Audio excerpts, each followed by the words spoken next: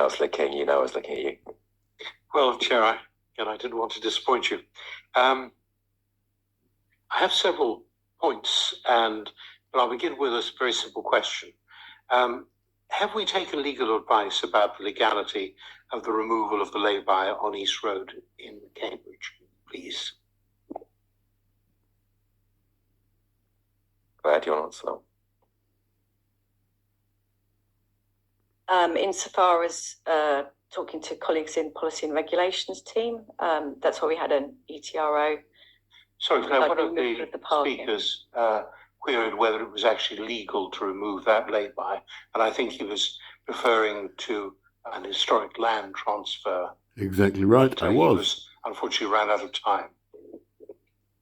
We did speak to our assets team and we could find no record of Doesn't mean to say it didn't happen. any land transfer or... You're notoriously bad at keeping records. Just so we're absolutely clear on this, Claire, is your view that it is legal to remove that lay-by? That's the advice that I've had, yes. Really? I'd like to see the advice. Other sort of general points. First of all, I'd like to start with a sort of process issue here. I don't think it is really conducive to good decision-making to lump all of these things together. You know, we've got... You're so right, Simon King, five different recommendations, and they're very disparate. And I would have much preferred us to have dealt with this in a different way.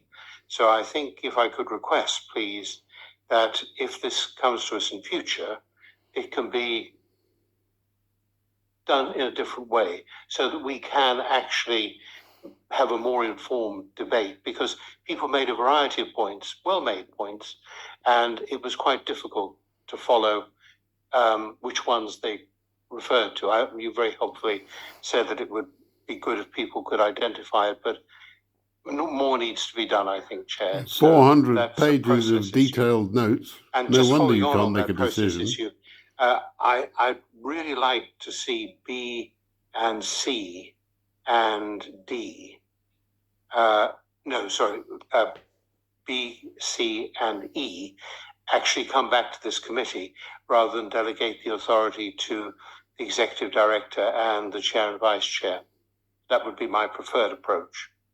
Not that, I'm questioning your, your ability to do this. It's just simply that I think that in the interest of democratic clarity and transparency, that would be the right thing to do.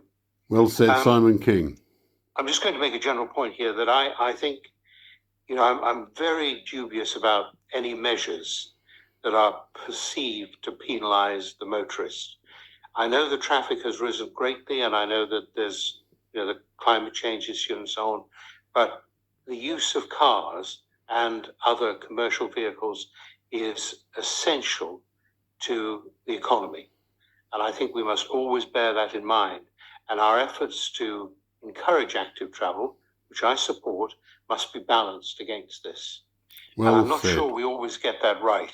And I think that the implementation of some of our active travel schemes, again, focus too much upon commuting and work and not enough on leisure. And I've made this point before, and I think actually Councillor Shaler is broadly supportive of that particular point, that active travel is also about leisure. And, we'll have a chance to talk about that a bit more later. So I think, I'm faced with a bit of a dilemma here, because I'm not entirely comfortable with the way these schemes have been presented to us. And I'm not entirely comfortable that I'm in a position to really make an informed decision. So at the moment, I'm leaning towards abstaining on this, but I will hear the rest of the debate. And finally, Chair, thank you for indulging me. I wanted to say that notwithstanding what you said about some abusive comments going around, I've received a number of emails from people, and those were all well considered and polite and respectful, and I think the comments made today were as well. So I thank people for both the emails and the comments. Thank you. Well said, Thank you, Councillor Simon King. I King. indeed